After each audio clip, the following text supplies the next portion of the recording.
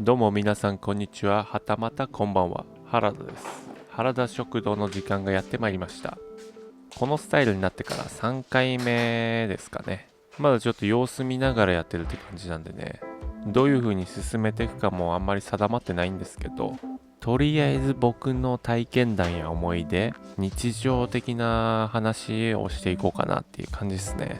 方向性としては料理プラスお話ですよね。とにかく料理をしながら話していくと、そういう感じです。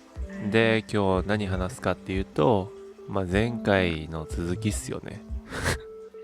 まだ続くのって思った。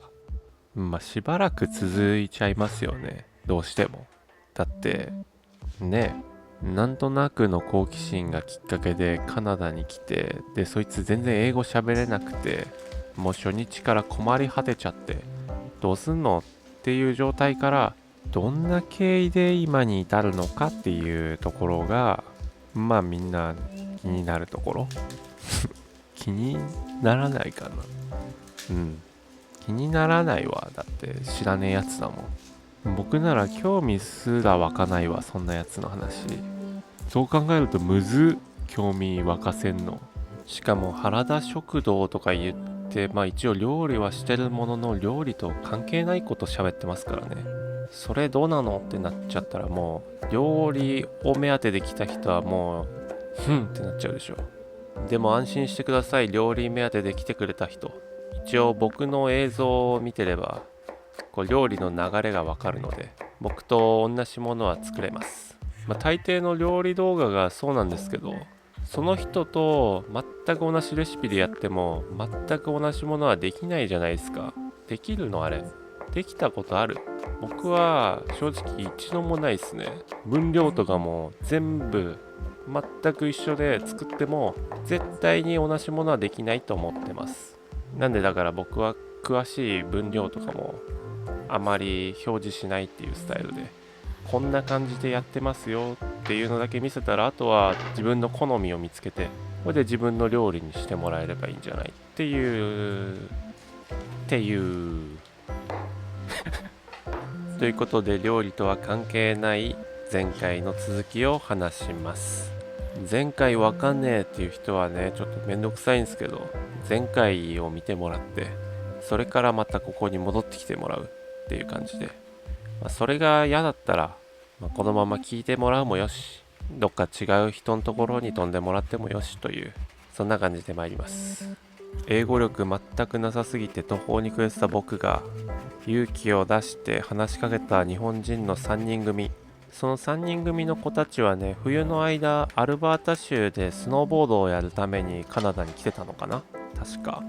その3人もそのアルバータ州で出会ったらしいんですけど、で意気投合してずっと行動を共にしてるみたいな感じだったかな、確か。でシーズン終わってブリティッシュコロンビア州に来てて、で旅してる途中だったのかな。さすがにこの辺はざっくりとしか覚えてないんですけど、その子らがねフェリー乗ってバンクーバーアイランド行くって言うから、何それ僕も行きたいって言ってついてったんだよ。そもそも僕にはこれといった目的がなかったので、何でもよかったで、何したらいいかも分かんなかったから、とりあえず誰かについてこうみたいな感じだったかな。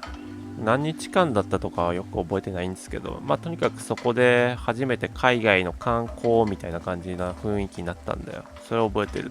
ナナイモとかビクトリアとかトフィーノに行ったかな。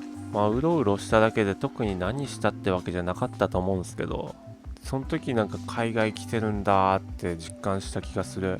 これは僕の意見ですよ。他の人がどう思うか知らないんですけど、カナダ印象的にね、なんかそんなに珍しいもんがないのかな、僕からしたら。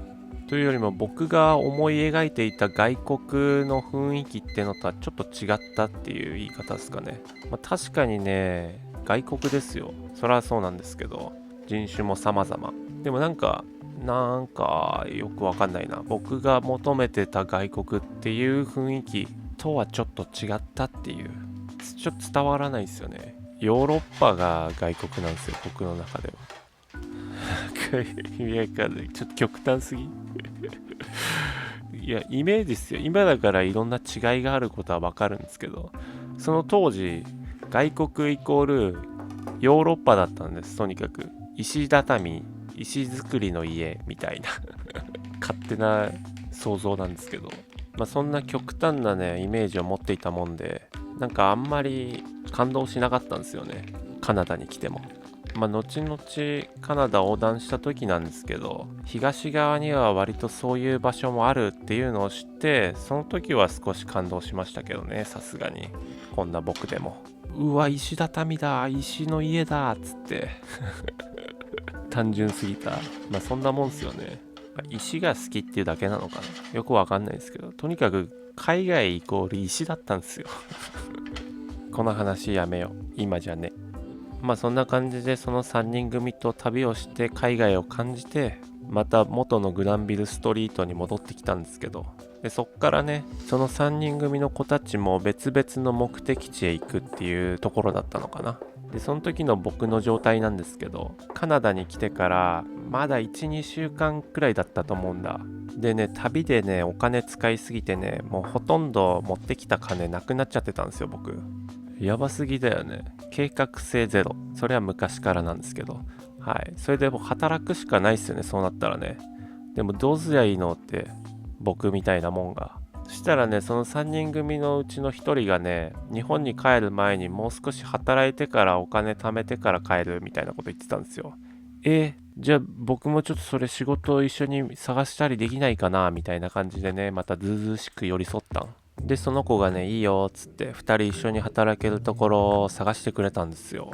しかもアコモデーション付きのところ。僕ねアコモデーションってのも知らなかったから、要は住む場所付きですよね。よりお金をかけずに済むっていう。でその子が見つけてくれたところに2人で面接しに行くんですけど、料理ができてしまいましたね。なんで続きは次回ということで続くのって思った。だって気になるでしょ、どう考えても。その後原田くん面接行ってどうなったのよってなるでしょ。ならないか。いいか。とにかく今日はここまです。本日のお昼の献立はレモンバターパスタパルミジャーノレッジャーノ仕立てちょいパセリチラシでした。それではまた次回。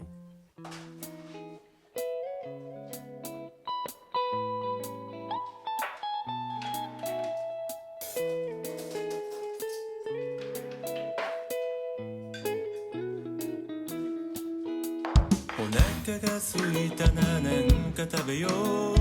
動き出すのはそれからにしよう。気分に合った食材とお気に入りの食器も手に取って、今日の